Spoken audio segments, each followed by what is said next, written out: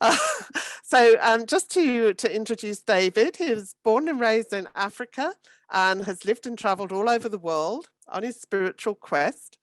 And he's the founder of the Cosmic Pandemonic Gnosis and Esoteric Current, fusing together various initiatic transmissions to manifest a unique magical vision of life and cosmos. And a practicing occultist for more than 3 decades, David is also an initiated priest, Hungan Asagwe of Haitian Voodoo. And he's given lectures worldwide. His writings have appeared in various journals and publishers such as Fulgar Limited and his own fine edition press, Theon Publishing. University educated in Germany and the USA, David now lives in Bavaria, Germany, when he is not traveling. And we're very grateful that he's given his time up to join us tonight here, today, there. And I'd now like to hand over to David, and over to you. Well, thank you so much for the introduction, and I'm glad to be here. It's a great honor and pleasure. I guess, first of all, condolences to all of those, who were affected yesterday by the Queen's death. I know a lot of people are feeling very strongly about it. And regardless of how I feel about it or how other people feel about it, those that are in pain right now, my condolences and all the best in regards to that. I'm happy that I was invited here because I have been not directly involved with witchcraft or Wicca in that classical sense. However, my work has always revolved around these topics, very much so. And as the blurb to this talk kind of hinted at, I have been involved in a group as well, which could be regarded as a kind of witchcraft, although the people involved in it do not call themselves witches or classical witchcraft, right? So I will not have any slides like we said before, and I will just talk freely from the heart, as I usually do. I have no notes, as I rarely make any notes for my talks, because it's important to me, especially in a presentation like this, to basically address more the soul and the heart rather than the rational mind. It's not important for me that you take down notes and, I don't know, take a few important bits and pieces home that then, I don't know, you can file in a cabinet. But it's more important to me, especially, that maybe some of the things I say kind of strike a deeper chord, which makes you pursue certain avenues maybe a little further. So just as my colleague Jessica yesterday, I apologize in advance if some of my pronunciation is a bit off, although I've lived in England and other places for many years. Sometimes my English may give up on me, especially with the lack of sleep I have experienced. So in case I start speaking in tongues, I may clarify things then a little later. So interestingly, just before we started recording, we discussed, the shape and form of Wicca and of witchcraft today. How the differences are apparent between, I don't know, the 1990s and today, with the oncoming of TikTok and so forth. And this leads me also to an observation that I personally want to make, and that I'm personally not very interested in type of superficial observations on Wicca or witchcraft. I'm not interested in giving simple answers or cheer people up with simple concepts which enrich their lives in a type of pop cultural way, let's say. But my work has always been, whether it was in voodoo or whether it was in any other aspect of my work, to try to penetrate deeply into the essence of magical experience, Gnostic experience, and to see and understand how things actually work and find a pathway into a deeper reality of life. And I believe very strongly that these cannot be done by kind of shallow appropriation of bits and pieces from different traditions that you put together in I don't know, was it Max Weber who says we have the supermarket of religions where everybody suddenly just puts together his little dosage of happiness on that level. So this is something I feel very strongly about. And when I look around, not only the witchcraft circles, but esotericism in general, and basically most of those environments, I personally see an ongoing and growing shallowness and unwillingness to concern yourself deeper with the mechanisms at hand. And we then either kind of like get stuck in a pop cultural definition of what a witch is. Personally, I believe these days, Julia mentioned, the many hashtags. Everybody these days is a witch. Everybody declares themselves to be a witch. Nobody really knows what a witch is. Everybody has a different idea of what it could be. It's become a type of little, ribbon you put on your shoulders to, be a little bit edgy, be a little bit outside the mainstream, but not so much out of the mainstream that you really run into issues. On the contrary, lots of Wiccans and witches today, or self-declared, are basically activists who actually are in the center of cultural mainstream and so forth. And I do not want to evaluate that in any way that is good, that may be good or bad, depending on your view on those matters.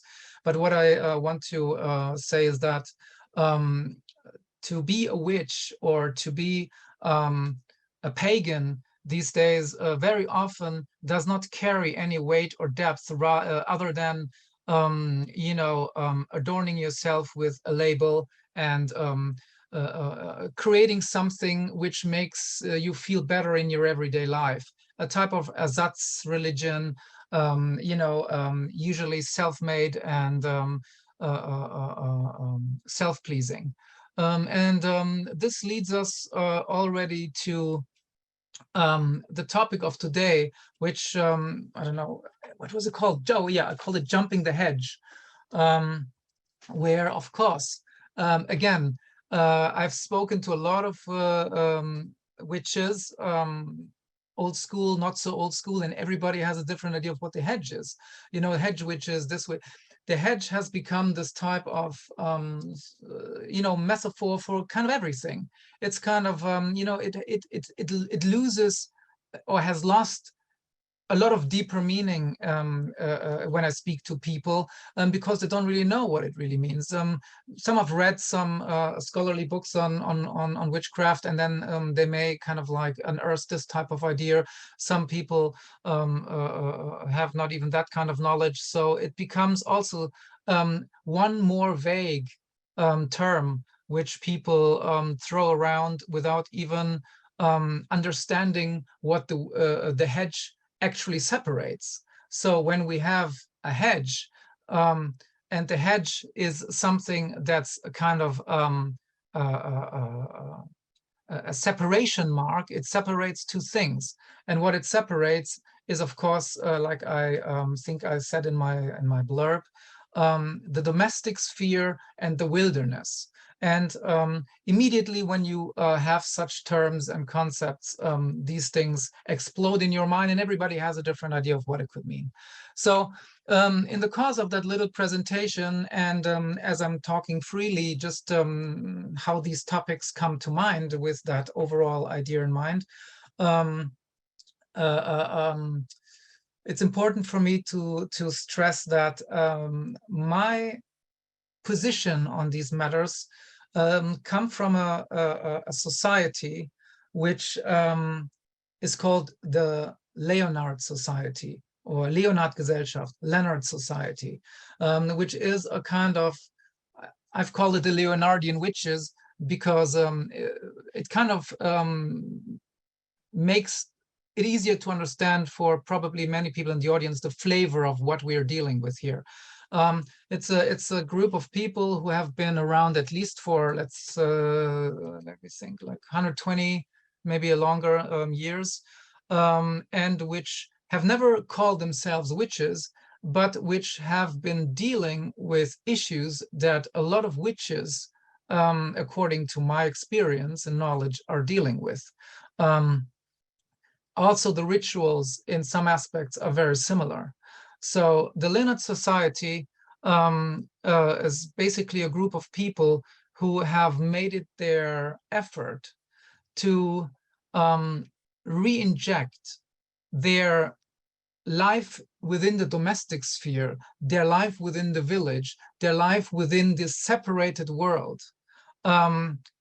They made it their effort to re-empower this type of life with the vitalism and the living powers of what they call the wilderness.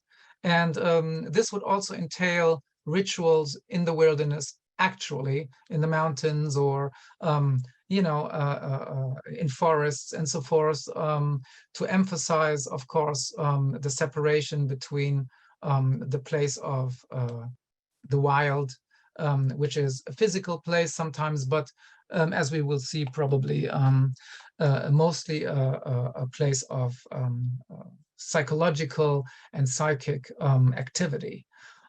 So my position on these matters is very personal, and in no way do I claim any kind of general truth or knowledge about such matters, which also is not important to me at all.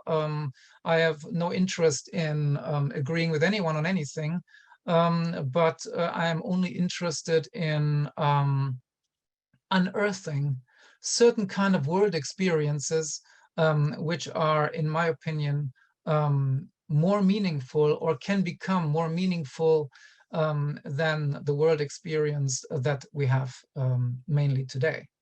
So when we start to unpack these ideas about the wilderness, the hedge, and the domestic sphere, I would think it's best to start with the domestic sphere and see what we could mean by that. And our little introduction and our little pre-talk here about pop culture and about contemporary times and contemporary labelings and everybody or everything up for grabs, this kind of mentality, to me, is one of the signs of how the domestic sphere has become no longer a place of, as we will see later, vitalic safety or a vitalic separation in which we can interact as separate beings, but it has become a kind of nihilistic place where a lot of people feel a lot of anxiety, which then leads to a frantic search for meaning. And the tools which the modern world very often provides us to find meaning are kind of tools which do not liberate us from this anxiety, but produce even more anxiety, because very often they do not aim at the core of the matter. And it's also because people do no longer look for the core of a matter, but they have learned and pushed into a place where basically they are looking for a quick fix to drown the onset of a nihilist anxiety and experience. So I believe when Nietzsche declared the death of God, this was a long coming and oncoming process, and it was just kind of like the final seal, which then triggered that kind of modern world's anxiety and nihilism. And what has risen from this nihilism is not new gods which provide meaning for the individual, but what has risen from it is a very superficial attempt to drown fear of death, fear of the end, and it has also triggered a radicalization in the process of individualization, but individualization in a very negative sense to me, because it has created what some people have termed, I think, the atomized individual, an individual completely insulated and isolated from the cosmic environment around them. And I do not only mean, let's say, literally nature or stuff like this, but also other people. And this cementing of the I am experience, this type of ego, self-conscious based life, which has become very extreme in the last 60 years, has not led to a release and liberation of the individual that constantly conquers more territory in regards to scientific knowledge and factual knowledge. But even the more you know, the more facts you understand, and the more scientific knowledge you accumulate, the more isolated some people tend to feel, because every question that's answered leads just to another question. I guess a lot of people are finally in that position where they understand that scientific progress and scientific understanding of the world does not lead and yield all the answers to the anxieties we have as, let's call it, finite individuals. So the world we live in our ordinary experience is, we could call it a world of separation. It's the world of subject-object dualism. It's a world where we operate along a linear timeline, where time is measured in a kind of a line in strict units, which, when you think about, no matter how small the units are, if they are tacts and units, there must be something in between that, but that's never really counted. So we'll come back to that a little later. So we crawl along a linear timeline, and have developed, in the course of our strong process of individualization, what Nietzsche has termed the will to power. The will to power seems to be the guiding and driving motive of our society today, of the Western society especially. But when I say Western society or Westernized society, I basically mean all societies greatly touched by Western thought and Western processes. That basically means the entire world, except small pockets of indigenous people who still retain and manage to retain a certain kind of traditional or natural lifestyle. This will to power has created, in my opinion, this world of separation, which seems to be leading to a growing anxiety, because everyone seems so afraid of losing power, so that the fight for more power, more dominion, and that also goes into the area of meaning, like not allowing any other meaning anymore because one feels threatened by it, not engaging in dialogue and discussion because it may be unsettling. All of these kind of developments, in my opinion, are a reflection of the anxiety and the powerlessness we actually feel, which then leads to aggressive behavior, where we try to basically use our will to power to silence everything and anything that upsets us. And in the metaphysical realm, this is exactly what happens. We have become threatened, or we feel threatened by what could be termed the wilderness, that which does not fit our rationalistic, intellectual, self-reflective, scientific patterns. Everything that intrudes into that well-established order, this kind of stasis that we try to produce, this type of keeping the status quo as it is, which also, in my opinion, is triggered by the fear of death.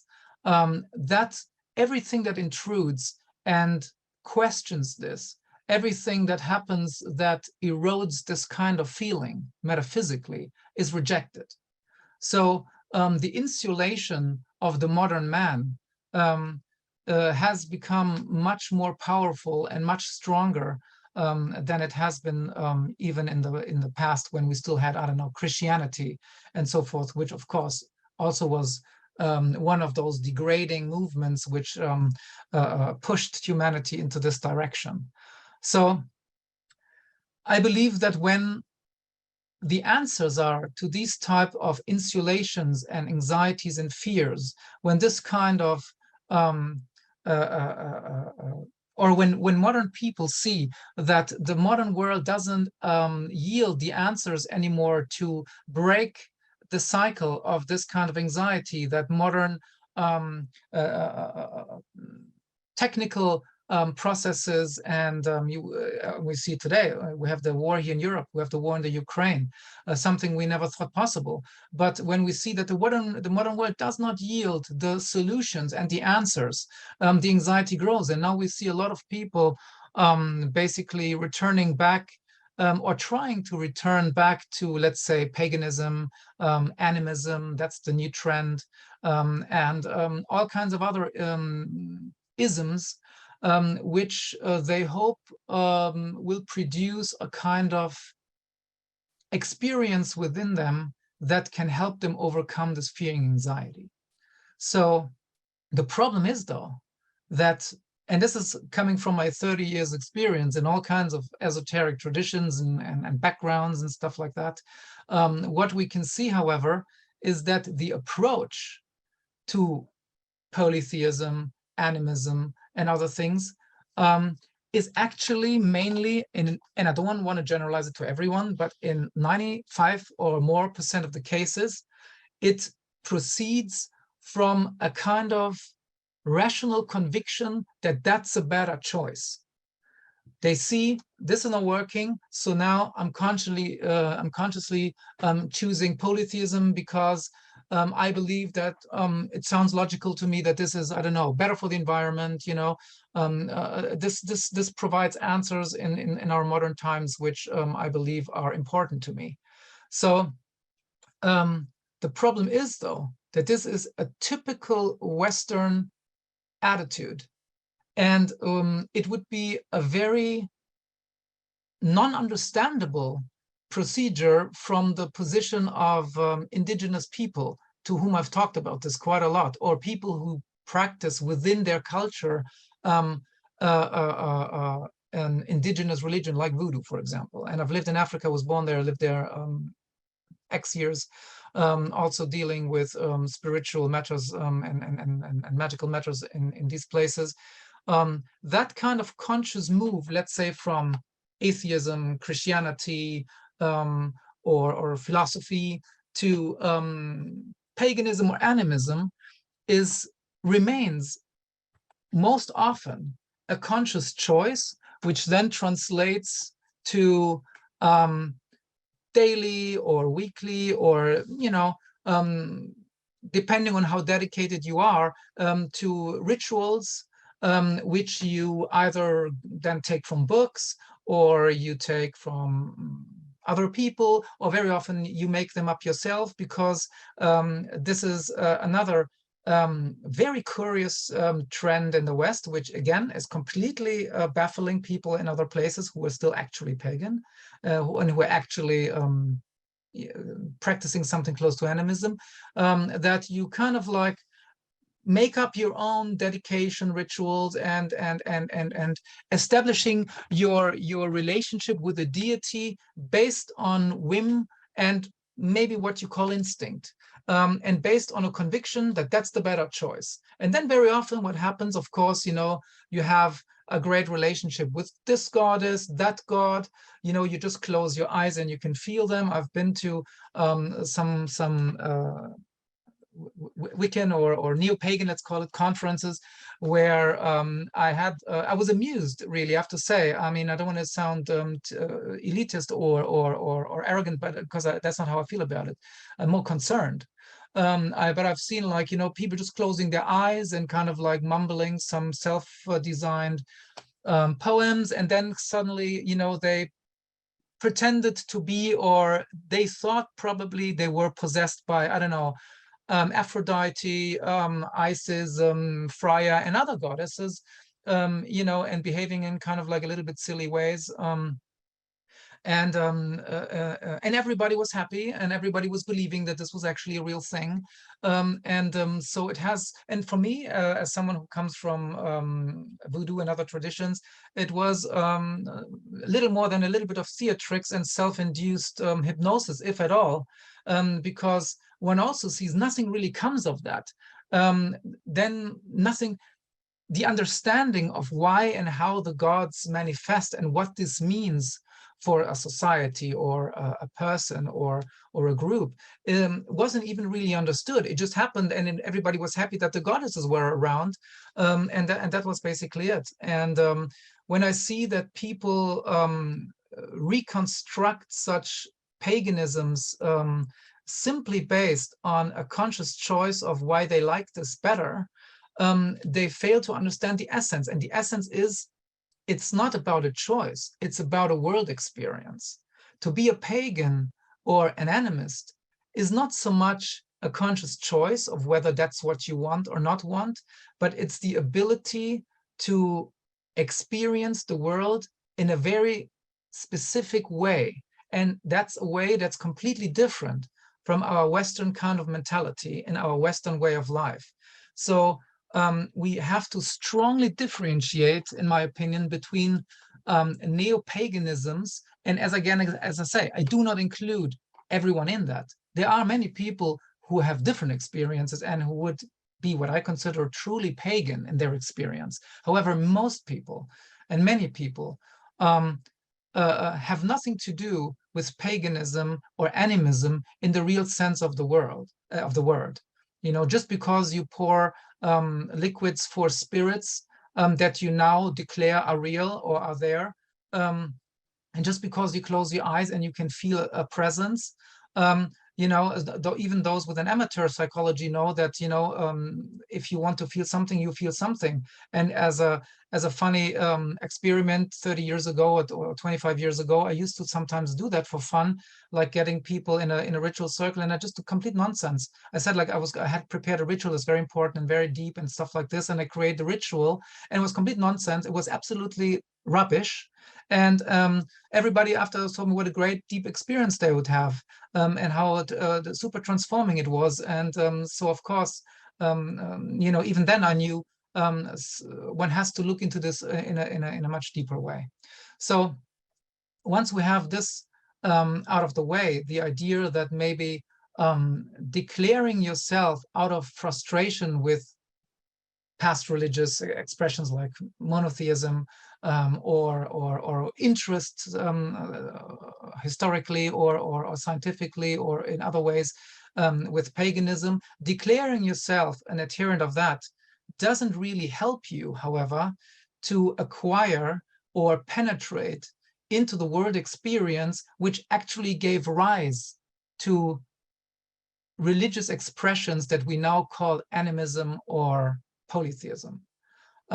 Because first there was the experience, then there was the cultus, right? First there was the experience, then the symbolism, and then the cultus. And we try to have the cultus first, and then hope something changes. But we do not even want anything to change, because what we really want is to remain in our conscious, self-conscious world. Do not anything threatening, do not anything that is kind of upsetting our everyday life that's, you know, busy between the internet and I don't know, work and sleep. So I can only say, unfortunately, this will not yield what some or many are actually looking for, and nobody tells them that. On the contrary, most spiritual teachers are happy that their audience is so easily pleased. So that's why they release a flood of self-help books and a flood of feel-good books, and courses and techniques, which then people, you know, drink up happily by thinking, great, you know, I'm supported in my conception or in my perception that being a pagan and having that fulfilling experience as a pagan literally consists in, you know, kind of learning this and learning a little bit of that and understanding a little bit of this and understanding a little bit of that, and doing spells and so forth. And the funniest part is,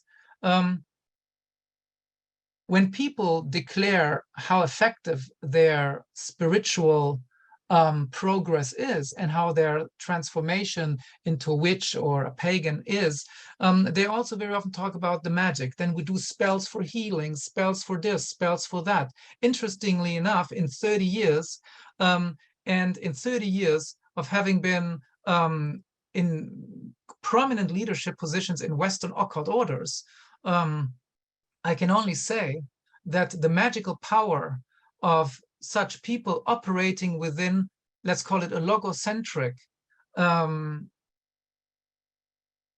Western mind frame, these people do not have magical powers. Their rituals may or may not work, because they have a quasi-scientific approach to magic, you know, imposing will, and you know, this and that, and they still operate in a completely logocentric way of thinking and way of living with the world.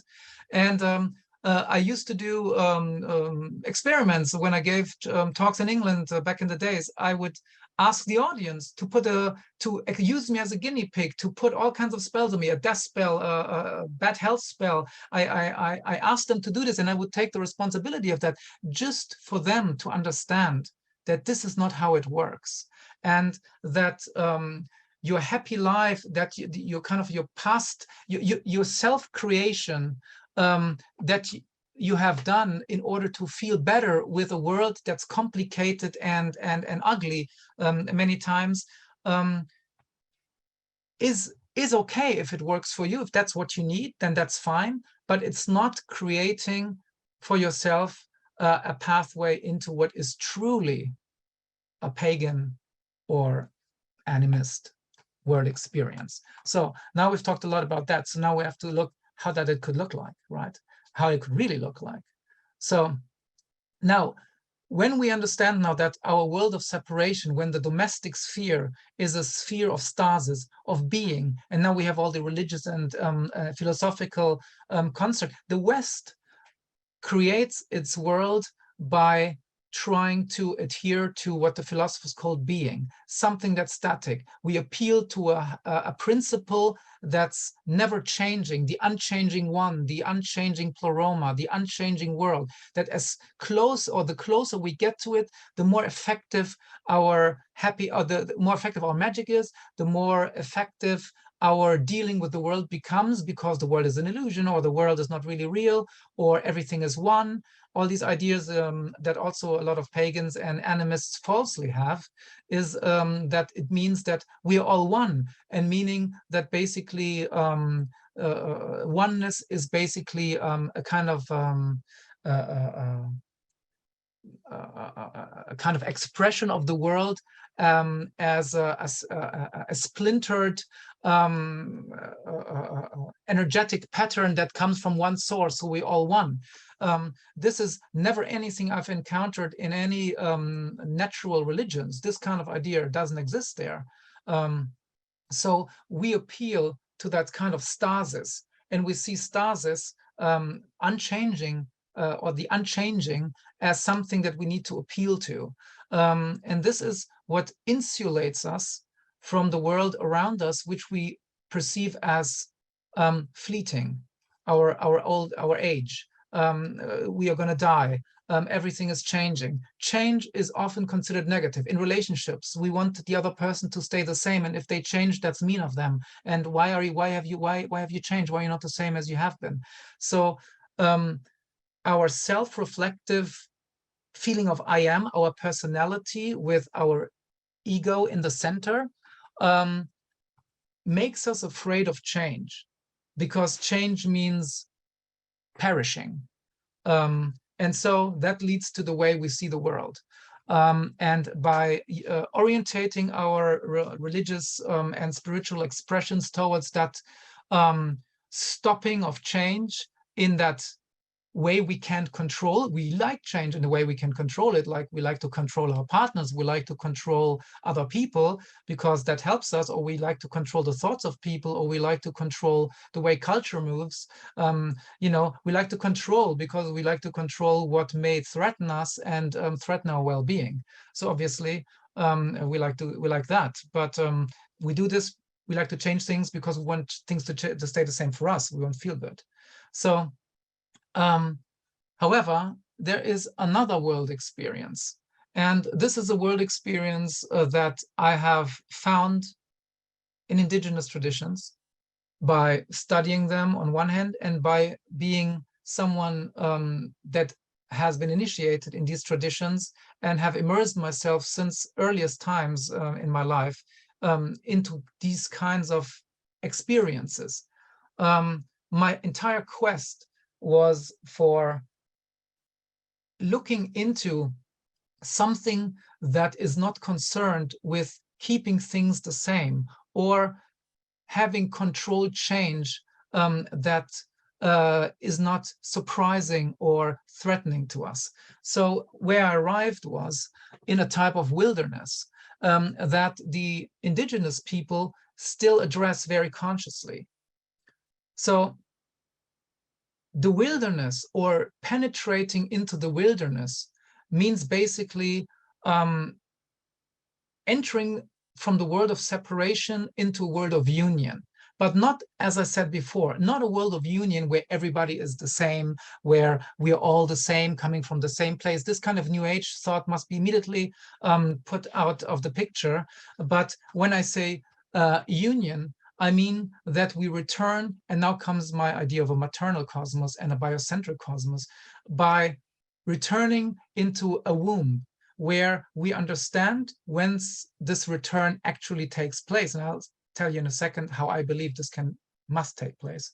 But once this return takes place, we experience, and not only accept as maybe a nice idea that we like to accept, but we experience that not only humans, but animals, plants, trees, anything that we can call a phenomenal appearance, comes from the same place, is born from the same cosmic womb, in a sense. And once this experience is made, one can start to align with all the siblings, let's call it in a little bit naive way, with all the phenomenal appearance that the cosmos yields. Once the penetration into the sphere of the wilderness has taken place, any and all mechanisms which allow us to operate in the world of separation, subject-object divisions, all of these things collapse. The logic that we are used to does not apply. The way we operate in the world does not make sense here. So any kind of reflection on the experience in the wilderness is of such irrational and illogical flavor that when we bring it back, or when you start to talk about it, it is oftentimes non-understandable for people who have not experienced it themselves. And meaning, for example, once you penetrate the wilderness, you know, the cosmos begins to speak to you. The trees communicate with you. The landscape imparts communication. Animals may speak to you. All of these things, which of course in our subject-object dualistic world seems nonsensical, because obviously the dog doesn't speak the human language, and I do not bark like a dog, and the dog will not understand what I mean. But once you have bridged that separation by penetrating into the wilderness, the dog communicates to you in a way that is understandable on that level, in that moment. You communicate with a dog not like a dog, but like a human being communicates with a dog. But in a sense that it becomes sensible, but sensible in a way that's experiential rather than yields some kind of conceptual knowledge. So this is, for example, when in voodoo or in other cultures, shamanic cultures, or so, under the influence, let's say, of ayahuasca, which I have experimented with when I lived in Brazil and other places, when animals or trees do speak to you, it is something that takes place, that actually happens, and that is in no way understandable and operatable in the world that you will return to. And it's not supposed to. The problem is that even very often people, I remember living in Brazil and being in Peru and other places where then, you see all those, drug tourists, those, kind of like Western hippie-esque types or other types, spiritual types, who are looking for a psychedelic experience, and then they take ayahuasca and they take, I don't know, peyote and other things. And then they have these amazing trips, or mushrooms, in the West, of course, everyone knows about that. Of course, these things yield some type of fantastic experience, but of course, if it's taken outside its original context, very often what it does, when you come back into your real state of mind, what it just does is cement certain prejudices that you've had, because you go into it with certain preconditions and with certain perceptions of what you want to find and what you want to happen. What people need to understand, that penetration into the wilderness means complete passive abilities of receiving, to allow the communicator to communicate what they need to communicate. And now we come to the crux of the matter. Stepping into the wilderness is an initiatic process. It's an initiatic process, not so much that you have to be in an order that, I don't know, initiates you with a sword and a dagger. But of course, it means, and now comes to me one of the most important aspects of all of this, shattering of the personality, right? And this shattering of the personality is not an easy feat, is not something that happens by closing your eyes and meditating. Shattering of the personality, especially in the Western person that is so strongly entrenched in his I am, where we are being told from our earliest childhood, do not allow anyone tell you what to do. You're your own person. You're your own being. Do not let yourself be manipulated, and blah, blah, blah, blah. So, we are fortified since our earliest childhood not to relegate and give up control. And this is a very damaging thing, because, of course, we all know about manipulators and abusers, yes. So those, of course, you shouldn't yield any control. But like attracts like. So, of course, a culture that's so strongly individualistic also produces a lot of abusing types who abuse vulnerable people. But the shattering of the personality, that who you think you are, the separated person, the relinquishing of that, the death, the initiatic death, to say it easier, is not a metaphor, is not a type of symbol that is easily enacted, but it's something that has to be, or can only come about, by very strong methods, because otherwise it's a self-deception. All indigenous cultures, and I mean cultures who are way more close to the natural world and to the cosmic world, let's call it, who have not had the, who are not suffering from transcendental and idealist philosophy and religions, these people also to this day use drastic methods to shatter the person in their initiatic processes, in order for the person to experience a type of initiatic death, where they then proceed in the wilderness, learn all types of things, and when they return to the village or to their cultural domestic space, they can basically come into their person with a different understanding of what the world is like and what the world is. And their own mortal person is experienced in a fundamentally and drastically different way from before. And I can only give a small, personal experience. Is a voodoo initiation if it's properly done, if it's not watered down for Western spiritual initiates, which sometimes unfortunately happens. Haiti is poor, Africa is poor, and there are crooks, of course, who take your money and put you through a very mild kind of hoax ceremony and leave you in the illusion, which you also probably won't feel bad about. It was easy, great. Now you can have another badge. And be a great voodoo priest. No, the initiatic trials of a voodoo initiation, where you are reborn as a new person, is very, very, very trying. And oftentimes people do not make it, right? And when you look at people like Bataille, who with his Acephale society understood that one has to shatter the person and kind of like have eros replace logos as the type of ruling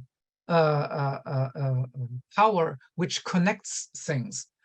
These people were all convinced that only drastic measures will bring the results that literally actually makes a change.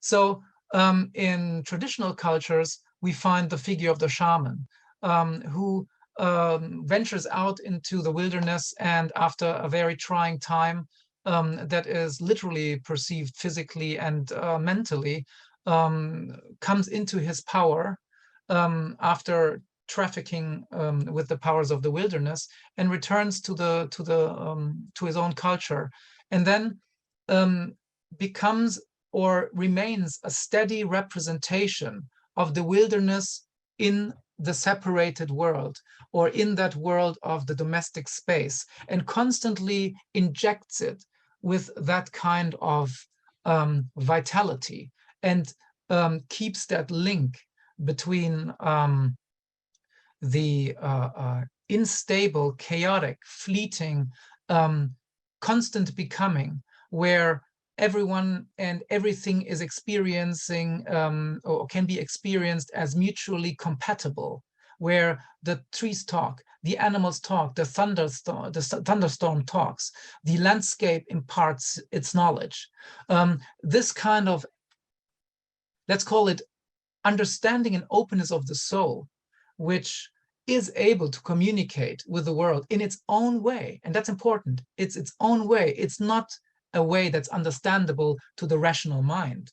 And if we do not understand that there is a way to engage with the world that is irrational, that is illogical, but that actually imparts such great and such powerful experiences, that once you've undergone them, that your idea of the world and the way you live in the world, that the rules and the morals and the ethos you apply is fundamentally different to the ethos, rules, morals, and view of the world that a person applies, which lives in his, or only lives within his finite personality.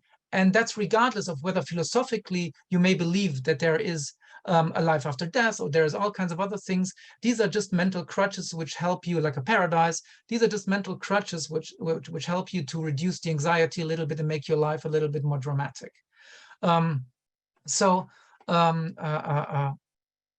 People like Heidegger also have understood that. Heidegger, the later Heidegger, had the idea of the fourfold. I don't want to go into this, but it was a very beautiful metaphor and symbolism for how the sky and the earth and the mortals and the gods would have to commune, and they have to have a certain balance, without which the individual and the world kind of like capsizes and loses one of the vital ingredients and aspects of a life that could lead to a certain tranquility, an inner tranquility and an inner peace. And that peace must not be peaceful in that sense of our moral idea of peace or of good and bad, but it leads to a kind of inner relaxation where we come to the point that death is no longer threatening, not because death doesn't finish our personality, which it certainly will, but by the understanding that another world experience also yields the return of the ancestor. In Voodoo or other indigenous societies, the idea that the ancestors are still around is not just a kind of good feeling that when we believe this, oh yeah, you know, I convinced myself that that's better. I would like them to be around, and you know, I light a candle and I feel the ancestors, and it's nice. And once I die, I'll see them again. This kind of also childish ideas doesn't really exist in those societies that I've encountered, right? But that you live within a circular kind of time frame where the ancestors as enthusing powers, not as personalities, but the ancestors as a kind of energetic empowerment is still experiential for you. Even in old European societies, the dead were always considered to be the ones present at fertility rites, at weddings, at everything that celebrates life. Life and death were always two sides of the same coin and interpenetrating each other. There couldn't be any new life without death. And in Voodoo or other places, we feel that when we do certain rituals, when we go into certain places in the wilderness, when we actually move into the wilderness in the mind, which is not so much necessarily the wilderness outside that we have to go to the forest, we can switch into the wilderness inside. Once we penetrate, we know the ancestors are literally embodied in what we are doing, and we can communicate with them in a way that is not, that we do not have to rationally explain to ourselves, is a certain experience you have, and certain in a way that's incommunicable, right?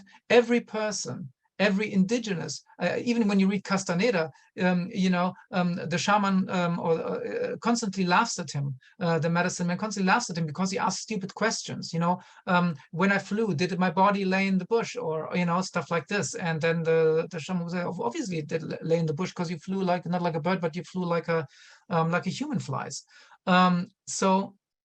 But these experiences were real. Even to Castaneda, it was a real experience, you know, even though maybe some people say Castaneda was a hoax, but this is how people experience it. So now we've already penetrated into the idea of the hedge. The hedge is that fence that separates the psychic and psychological processes from being in a world of separation, of logocentrism, of stasis, from the world of becoming, from the world of enthusing powers who want to impart themselves to us. And the fence needs to be, when we jump the fence or when we climb the fence, we need to shatter the personality, the layers of the personalities that in the end need to be shattered and struck down is the one that the fence represents. And we have to watch out that the fence becomes a penetrable avenue, a trading post, where the vitalizing powers of the wilderness, of the outside, penetrate in our everyday life.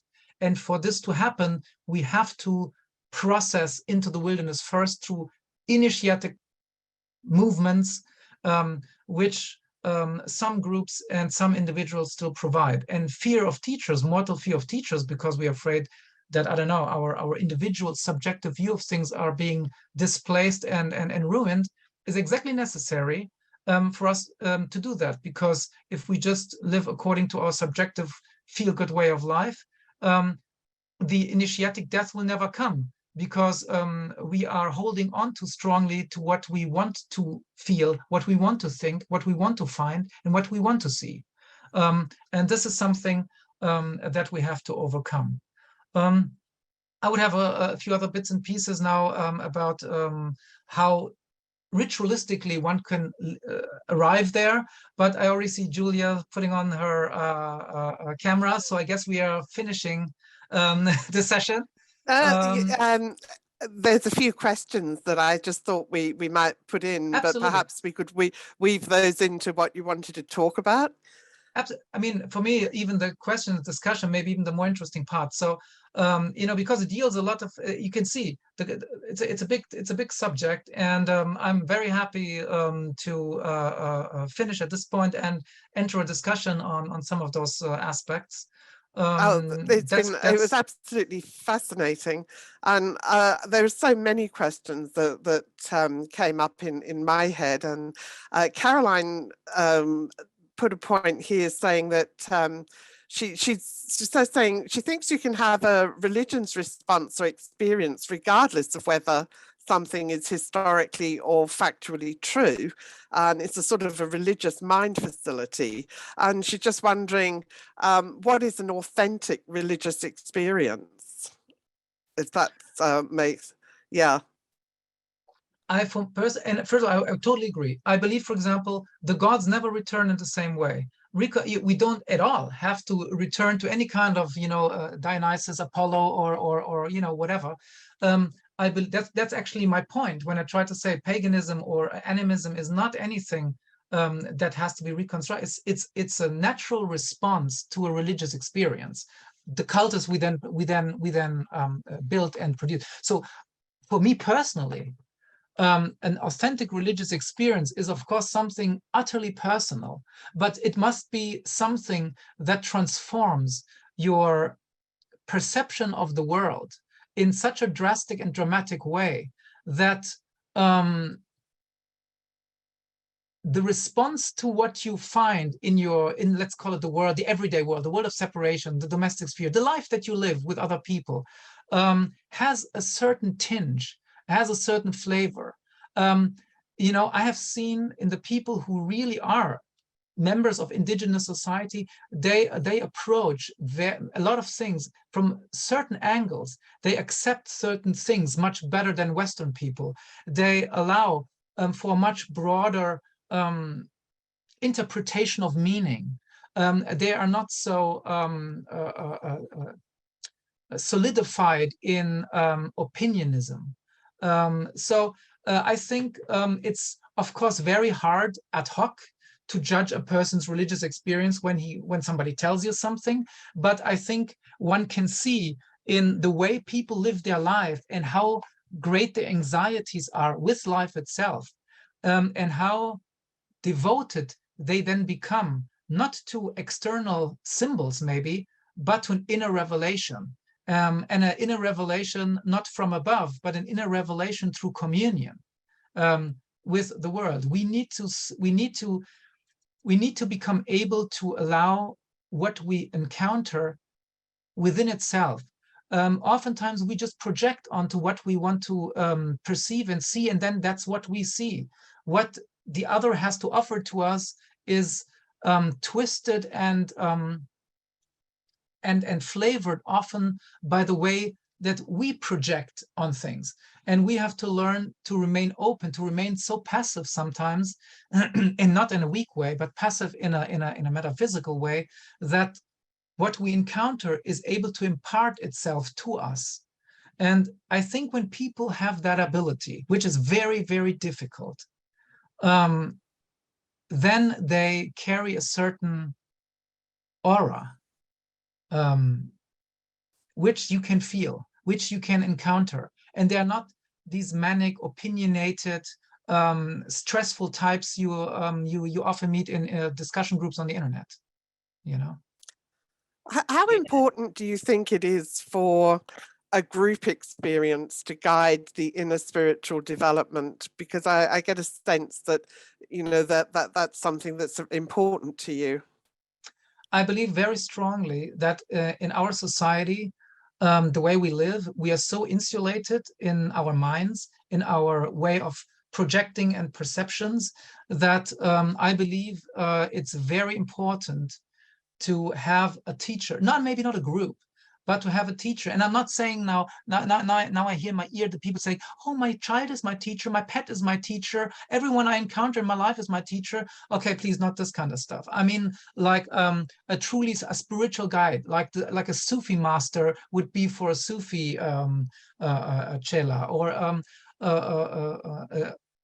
proper master, a proper teacher that imparts his knowledge. Even indigenous societies have that. They have, like, you know, the shaman is an apprentice maybe and has other shamans teaching him certain methods, or he's culturally, of course, so entrenched in his culture that lives this openness between the wilderness and the domestic space that he doesn't need a teacher, because he lives that kind of drama in his culture, so he can just venture out if he has a certain awakening. But and then it will the experience will be produced by itself, because he is already, from his setup and from his cultural conditioning, able to produce this by himself. And also, here comes another important part: the society in these kind of societies, the society that passively then responds to the initiate coming back from the wilderness, or the way they respond to initiatic dramas being ritualistically enacted, is super important also to the initiates, because without that reflection from the people, you can see this in voodoo. In the voodoo initiation, when you are undergoing your isolation period, you are dead to the village. And for the people, that's real. You don't exist. You are not there. You are dead. They pass by where you are secluded, but they will not respond with you, and they do not correspond with you. And when you are returning, there is a very certain response, and that's not a type of initiatic response like you have in lodge operations, where, you know, you come out from your chamber and then everybody's clapping, or, I don't know, raising a sword or something like this. This is a cultural response, because what you represent now is real to them. That the ancestors they see in you understand what I'm saying? So I believe that in our times, where our culture does not produce the proper response to initiatic processes, that do not monitor us, and that's the point. We are lacking monitoring.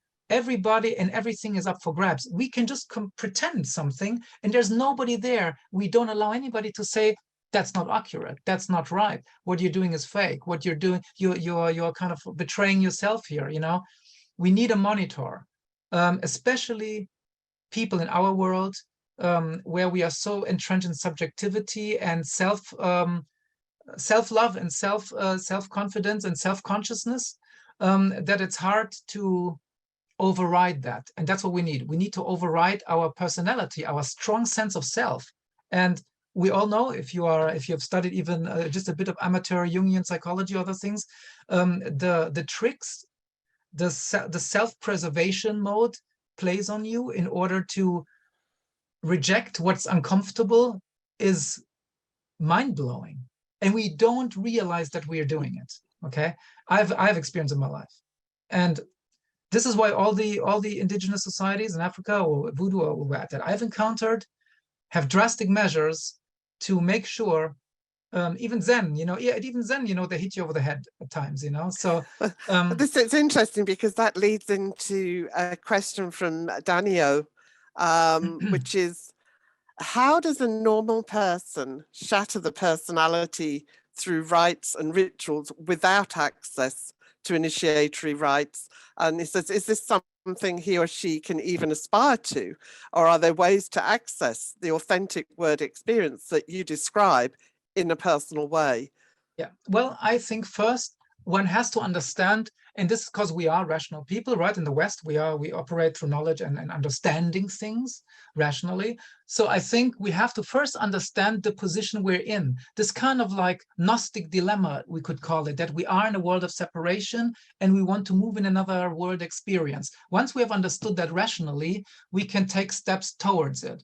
So then I would say there are simple things where we can understand, for example, how the wilderness can impact on us in a very simple way. For example, everyone has experienced sitting at a nice, you Australians especially, my God, you have a lot of gorgeous places, looking out over the sea. But let's just imagine sitting on a rock, alone by yourself, or even with someone next to you, and then you have this amazing sunset, where the sun, like, in golden and orange, splendor sinks into the sea.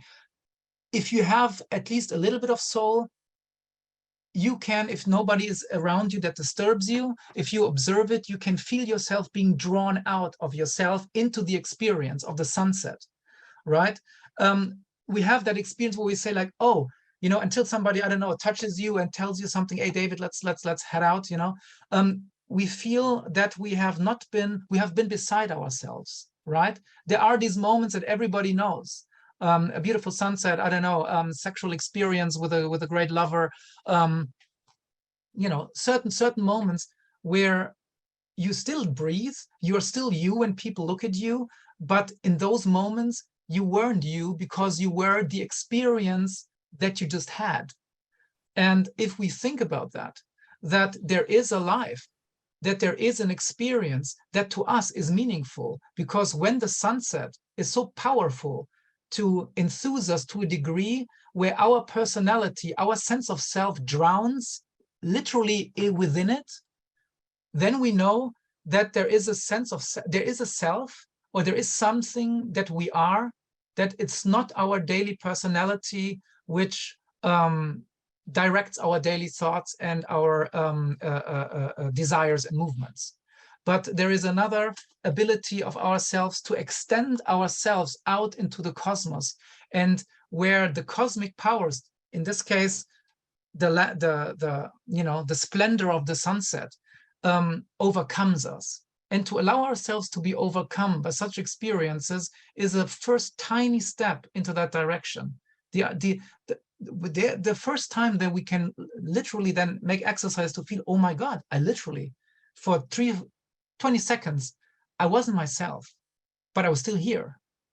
And I call it like, but it was the demonic self now which communed with the cosmos. And it wasn't the same aesthetic pleasure that you may experience talking to your friend while looking at the sunset. Look, this shade of orange is really amazing. And, you observe it as an aesthetic, pleasurable experience. No, in this case, it was world-shattering, because the world you knew at that moment wasn't there.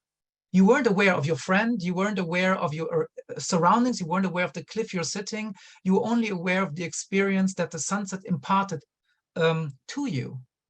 And if you spin this further, you can see where you could go with that. And so when we also think about linear time and how there are, of course, if you have linear time, and the time we measure, measurable time necessarily to be measured must have some kind of like bits and pieces in between that can't be measured. Even the smaller the unit, between exact same units, something must be there, right? So of course time flows and it's not static, but to measure time we have to make it static. So I believe exercises which, for example, reverse logic, reverse time. In some of the voodoo societies, or the voodoo secret societies that I'm related with as well, there are specific mystical encounters, they say, processions, which progressively, of course, the initiate has to be at a certain degree to even participate, but where the procession and the movements slowly and gradually move the initiate deeper into the wilderness by reversing logic, by handshakes with the left hand, by catechisms which are reversal of the logical truth, where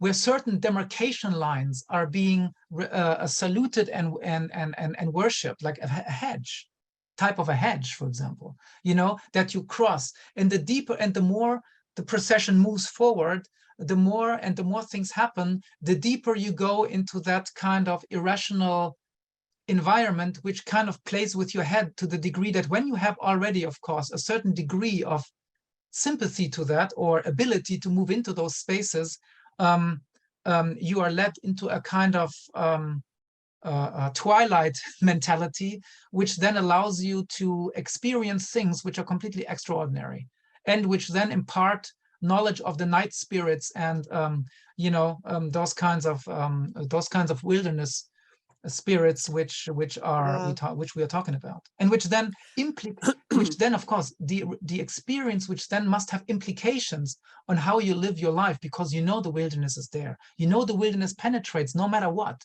maybe in nightmares, maybe in fears of delusion, maybe in fears of insanity, right? But we fence ourselves off to those things, so they become threatening as insanity, manic behavior, or such things, because our relationship with that wilderness has become broken. So this is for someone who is isolated maybe, and doesn't find a teacher or doesn't find an authentic guide to deal with. These could be exercises, and some sensitive people can do it. I guess a lot of poets or even some painters, I mean, I would say Novalis and Hölderlin probably managed, and Rilke to a degree. So these people had an understanding of those matters, as you could see through their Daniel actually did ask a follow-up. Daniel, do you want to unmute and ask the question yourself? Are you there?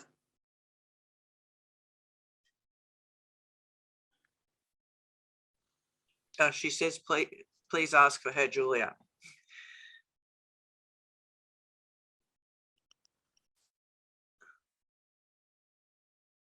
You there? She wants you to ask it. She doesn't want to talk. Wants you to ask Julia, or he, she. Okay. Yeah. Well, what he said here is, sorry, he or she. Sorry. So okay, he said, the way that you were describing the shattering of self with the sunset analogy and the concept of the changing perception of time sounds like the flow. Oh, sorry, that's from Eleanor. So Eleanor is just saying, this is a comment, the way that you were describing the shattering of the self with the sunset analogy and the concept of the changing perception of time sounds like the flow state of being and changing perception of time that artists describe having when they're making art. So that's just a comment. Right. Danio's follow-up question was, he said, thank you for your answer to my question. And I understand the experience you described, like seeing the sunset in a way that you never saw it before. But his follow-up question is, how do we know it was an authentic experience and not just simply fabricated by his personality or imagination?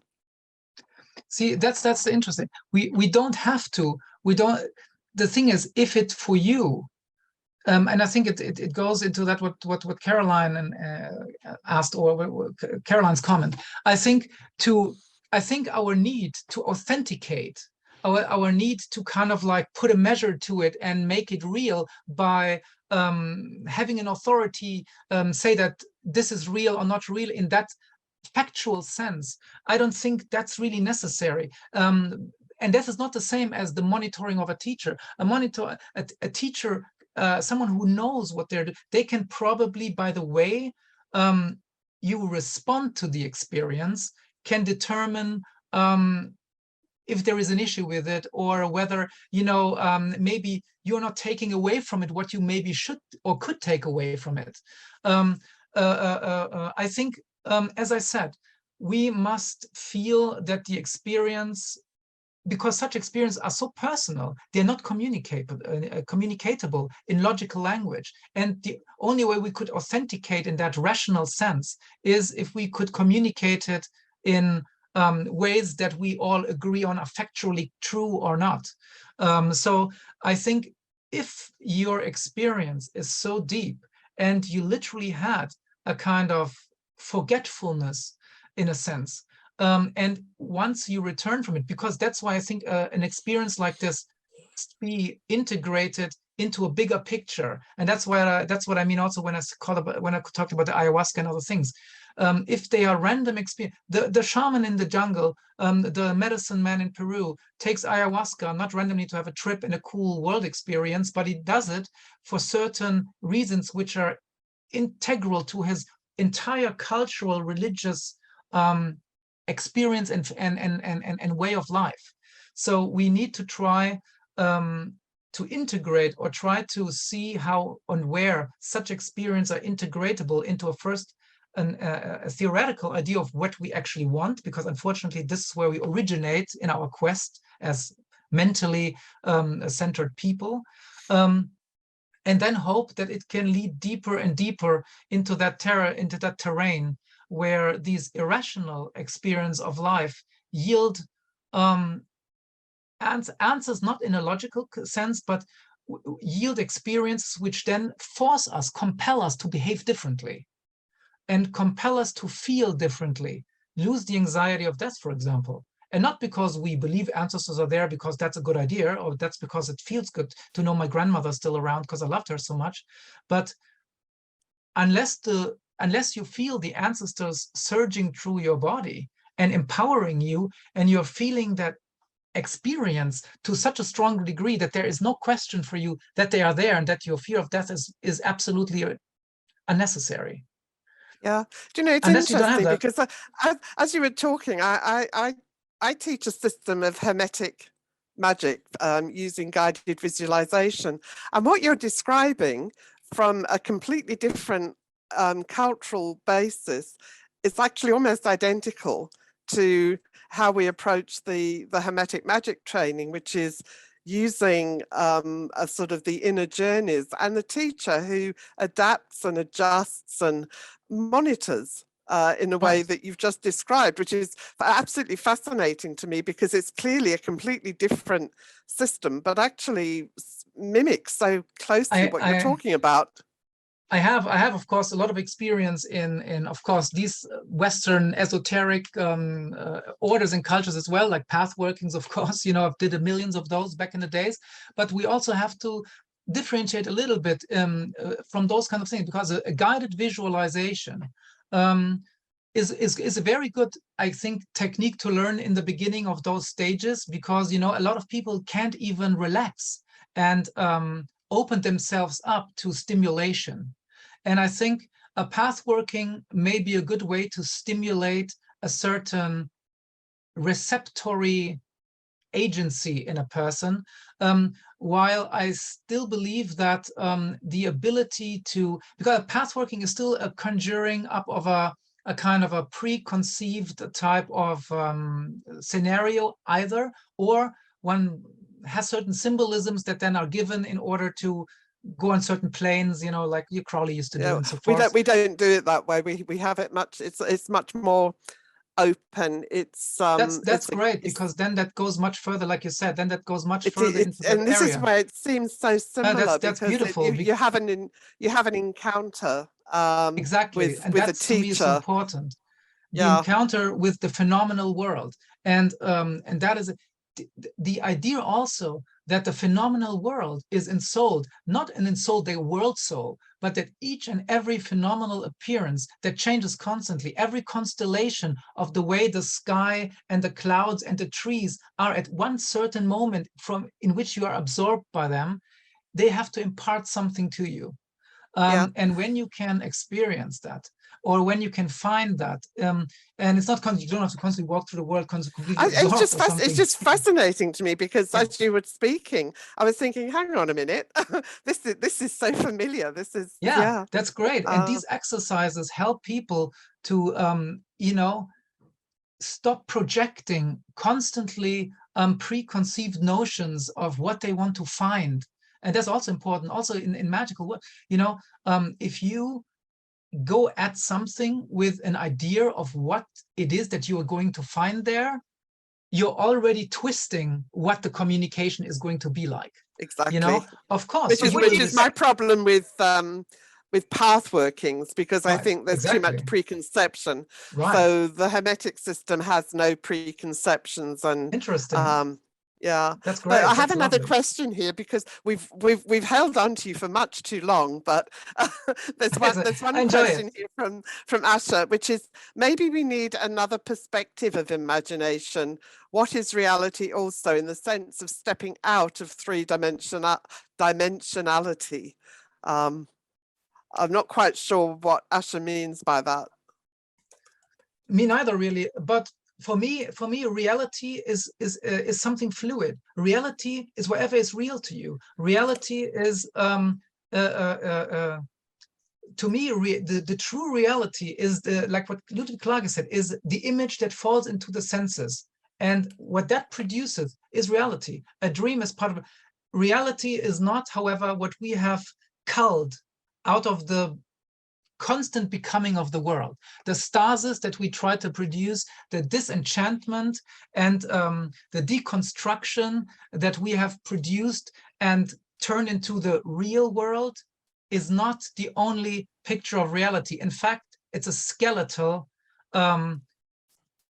remnant of what reality truly is, because it shuns and falsifies what is behind the skeleton, which we deduct from it. That's and so Caroline's put up a question. Caroline, do you want to put that one yourself? Yeah. So David, I was just saying, in regards to what you're talking about, you know, not really communications, but sort of, I don't know. Well, I've just asked the question. So the question is, would you say that the concept or the approach is like a sort of a presumption of a type of animism or an animate world, but not so much the sort of animism as we might think in the academic study of indigenous societies, but because that's already preconceiving things as, you know, other than human persons, whereas in this situation, things may not manifest even as anything that could almost even be classifiable from a human perspective and things like that. Did you get what I mean? Well, yes. I mean, I'm not sure if I understood your question 100% in my German brain, but I believe animism is a certain type of response to what we experience, like the animists, the animists, like the animists, I don't know, in the Peruvian or Brazilian jungle, have a different world experience to the animist in, like, I don't know, desert tribes in Southwest Africa, right? Or Papua New Guinea. A mountain tribe will have different animistic experiences than, let's say, a tribe that lives on the ocean. But interestingly, the response to the world and the way they deal with life and the world itself, their rights and their, well, let's call it their cultic responses, their cultural religious responses are very similar. And that tells me that regardless of space and time and how you want to label anything, there is what I would call animistic response to the world. And this is what you said. I'm absolutely not interested in bringing back the ancient gods of Greece, because, you know, I mean, I don't know how many Hecate worshippers want to, I don't know, sacrifice dogs and stuff like this, or whatever, do whatever. So, you know, they already start, however, to modify it, but they modify it according to how they feel pleased in their aesthetic. Oh no, dogs are okay. Dogs I don't like to sacrifice, but maybe I'll sacrifice, I don't know, a flower or something, you know, and it becomes this random, you know, picking and choosing. So I think an animist experience just is a reaction, and the gods or the names you want to give to spirits in order to even communicate something, or even to have a cultus to respond. Because I think, you know what, true religion is a natural response of worship of something that you encounter that's overwhelming. It's an immediate act that you have to do because what you encounter is so overwhelming. It's a caretaking rather than a submission or an attempt to reproduce. Because as soon as we try to reproduce something, we already coming into that disenchanting process. You know, we already try to kind of like repeat things in a scientific way. But once you learn how to communicate with those powers on their own terms, once you are so passive that they can bear themselves to you, there are techniques where, you know, the reverse is true too. You know, if we consider every phenomenal appearance to be a soul that can be enthused, right? Because that's what we're talking about in animism and so forth, right? And in my biocentric view of the world, we can also enthuse the atmospheres. So, for example, a magician in an indigenous tribe that wants to make rain doesn't go there and puts the spirit of rain into a triangle and whips it around and tells it to make rain. And if not, he's not going to do this or that. But obviously, he is trying to ritually produce a response in the atmospheres, in what he considers, you know, the atmospheres or the demonic power of the rain, or whatever you want to call it, so that his bearing of a certain face, his pouring himself out in a certain way, produces an enthused response from the atmospheres, so that something happens. It is not a repetition of something he has experienced before. Now I want to repeat it, so now the rain is going to happen. Or it's not an order. It's an attempt to foreshadow something that he hopes is going to happen, because he knows how to, you know, enthuse the powers that he is in intimate communication with. And this is not a logical communication. So the will to power, the willful magic of Aleister Crowley or others. I used to be, you know, I used to be in the OTO, and some of you as well. And I still have a lot of love for Crowley as a figure, and you know, blah blah. But the magic as a pseudo proto-scientific method, where you impose your will of power onto the world, is completely ludicrous. Because there you remain in your isolation and insulation, where you think there are conceptual ways in which to demand and order around. This is a totally transcendental monotheistic way of dealing with the things, in my opinion. Maybe not so much also interesting monotheistic, point, but because interesting Right. point in regards to Crowleyan will projection is in regards to what you're talking, it's not really reciprocal, whereas what you're talking about seems to be this interesting reciprocity between, you know, exactly what the exactly. universe might be telling us, and then how we might sort of affect the Exactly. universe and that sort of thing. Exactly. Well, I'm Exactly blown right. away. Well, I'm Wow. glad you enjoyed it. So thank you so much. I mean, especially since I never made any notes, like the things just go as they go, you know, and I'm glad it went into a direction you guys appreciated. So thank you for that. It's been so fantastic, and I really want to thank you again for giving up your time and your knowledge to share with us, because it's been absolutely fantastic, brilliant, Thank you and for inviting really, yeah, I've really enjoyed speaking with you. And we could go all night, but we probably shouldn't. So we haven't got you have a any long more. evening already behind you, so Yeah, but we're getting lots of thank you, David. It's wonderful. thank you. I We appreciate love you. We everyone, love you. and glad everyone enjoyed it, hopefully. Yeah, we did. Fantastic. Thank you Yeah. so much, and enjoy the rest of your day. And Guys, too. the recording will be put up on our YouTube channel, but probably not till about November. So, but I'll let you know when it gets uploaded. Excellent. Thank you so much. And Yes, thank you, Thank David. You guys See have you a all good day. I appreciated your blistering interrogation that didn't pull any punches. So that was pretty stimulating. I'm not really Thank you. used to that sort of things. So that was quite refreshing. Okay, fantastic. well, thanks a lot. Thank you, you. guys. Good I night, appreciate it. everybody. Talk to you I very later. much appreciate All it. right, Thank see you. everybody. Bye-bye. Take care. Talk to you later. Bye.